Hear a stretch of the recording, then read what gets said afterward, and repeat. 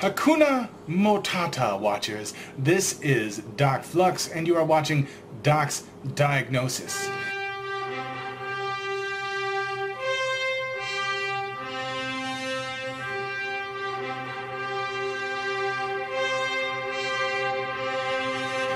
A few days ago, Warner Brothers' leading example of nepotism in Hollywood made a little faux pas. Before I get into what got him in trouble, I just want to remind my watchers here, you guys, some of the stuff that David Goyer has written and or directed in the past decade or so.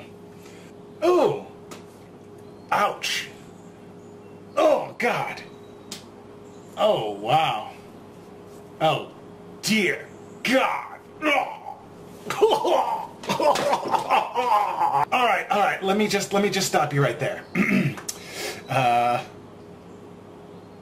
You get the point. And I know some of you are probably saying, but he wrote Batman Begins and The Dark Knight. Yes, I have to give him a little bit of credit for Batman Begins, arguably the weaker film in the trilogy, but that doesn't matter. Dark Knight, that was mostly credited to Christopher and Jonathan Nolan, the Nolan brothers.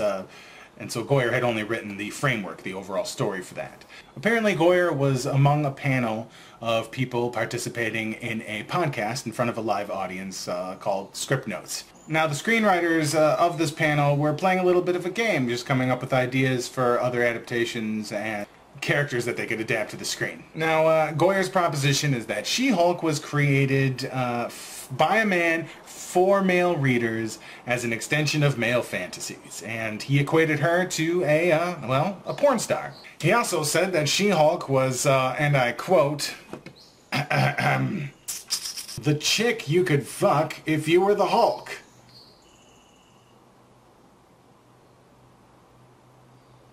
Goyer also points out that Jennifer's a bit chunky and curvy and has very large boobs. Well, we have to agree with that. She does. Now, Craig Mazin, another panelist, was on this train, and he was agreeing with everything that Goyer was saying. And one could argue that these things were being said in jest or satire. But that is a fine line, and you have to be very careful not to cross, especially when you're in a high-profile position like Goyer. Just moments later, Goyer actually asserted that people who know who Martian Manhunter is, or who are Martian Manhunter fans, do not get laid. In fact, here's how it went. He asked the crowd if anyone there knew who Martian Manhunter was. Hands went up. And then he said, how many of you got laid? Get it? Because geeks don't get laid! Right? Only terrible screenwriters get laid, apparently. Now, if you take that statement within context of the frame of mind that was already presented, one could argue that David Goyer suffers from something I'd like to call frat boyitis. And here's why this exchange is bothering fans so much.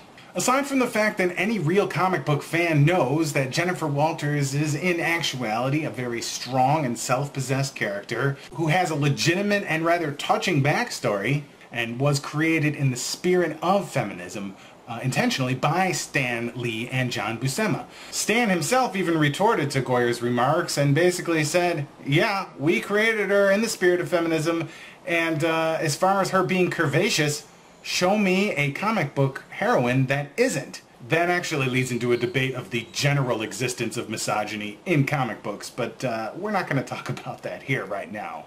The point is that fans really want to know that the people that are responsible for transcribing or adapting the characters that they have loved for many, many years onto screen, especially when going up against, you know, a powerhouse like Marvel, who continues to get talent that is passionate about the material and doesn't intentionally stray from it in fear that they're going to drive audiences away with all these high concepts.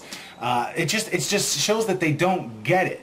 They don't understand why Marvel is succeeding the way that they are. I understand they're trying to separate themselves from Marvel in tone and approach, but there are certain key things that have to remain stable in productions like this, and one of them, very important, is that the people doing it have to love it, or at least understand it to some extent.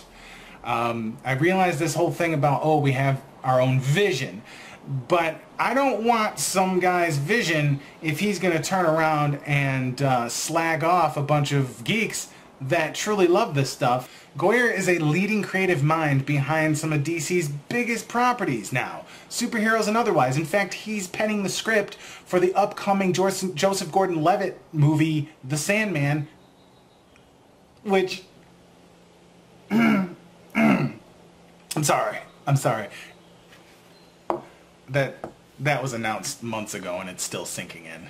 And you know, in my screenwriting class, one of the screenwriters, a very famous screenwriter who, the name escapes me, he was in between Shane Black and the guy who wrote Alien. Now this guy explained that being a screenwriter, or making it as a screenwriter in Hollywood, is very much like the opening sequence to Saving Private Ryan. You're storming the beach by the hundreds or thousands, there's probably thousands, there was definitely thousands. You're storming the beach, and tons of your homies are getting mowed down. Chances are you're getting mowed down too. The few soldiers that make it onto that beach and past oncoming fire aren't able to progress to the next stage of war. Well, those are the screenwriters that made it, right? So why does Goyer get to be one of those screenwriters? So this all goes to show you that there's very strong evidence that WB is not in touch with the audience it needs to be in touch with in order to create a sustainable cinematic universe for the DC Comics properties. So what I'm going to do right now is just beg WB to pay a little bit more attention to the people that they have working on these films. So this has been my rant. This is Doc Flux. Go ahead and subscribe to my channel and then leave comments down below. See if you agree with me and whatnot. And if you do, then great. And if you don't, that's also great. If a troll starts tearing me up down there in the comments section, that means I made it! I made it! This is Doc Flux signing out, and stay tuned for my upcoming review of X-Men Days of Future Past.